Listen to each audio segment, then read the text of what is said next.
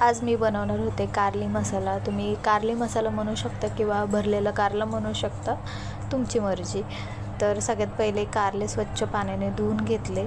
त्याच्यानंतर त्याचा पुढचा आणि मागचा भाग जो आहे तो कट करून घ्यायचा आणि मी इथे कारल्याचे 3 भाग करून घेतलेत. त्याच्यानंतर त्याचा जो मधला भाग असतो बियांचा, तो चाकूच्या साहाय्याने अशा पद्धतीने काढून घेतला, किंवा तुम्ही चमच्याच्या साहाय्याने सुद्धा काढू शकता, इझिली निघून जातं ते.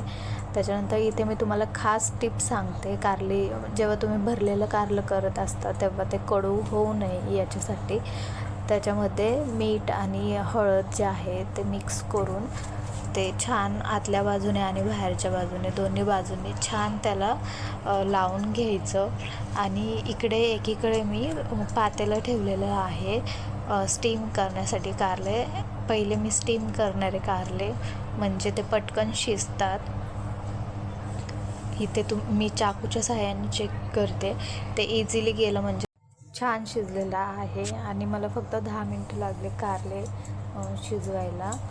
नंतर आपण एका कढईमध्ये 2 चमचे तेल घेणार आहे. त्याच्यामध्ये जिरे मोहरी टाकणार आहे आणि ते छान तडतडलं की त्याच्यामध्ये कांदा टाकायचा आणि तो पण छान लालसर होईपर्यंत परतायचा. आता इथे एक मी वाटण टाकलेलं आहे, ते माझ्याकडे उरलेलं होतं त्याच्यामुळे मी ते टाकलं.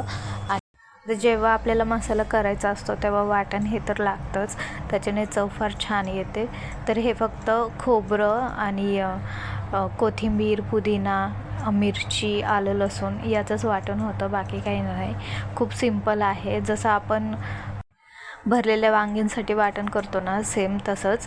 आणि इथे आपले जे स्टीम केलेले कारले होते ते याच्यामध्ये टाकायचे, छान परतून घ्यायचं. त्याच्यामध्ये मीठ टाकायचं. मीठ आता आपण पहिलेसुद्धा कारल्याला लावलेलं होतं, त्याच्यामुळे थोडं जपून मीठ वापरा. आणि नंतर तुम्हाला जेवढं पाणी हवं असेल कारल्यामध्ये तेवढं तुम्ही ॲड करू शकता.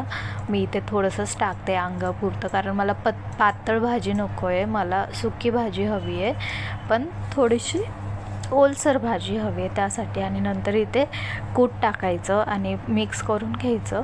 एवढी सोपी आहे आपली कारल्याची भाजी. आणि तुम्हाला जर क्रिस्पी हवी असेल ना तर तुम्ही इथे पाणी अजिबात टाकू नका आणि थोडंसं तेल जास्त टाका, म्हणजे तुमचे कारले जे आहेत ते एकदम क्रिस्पी आणि टेस्टी होतील.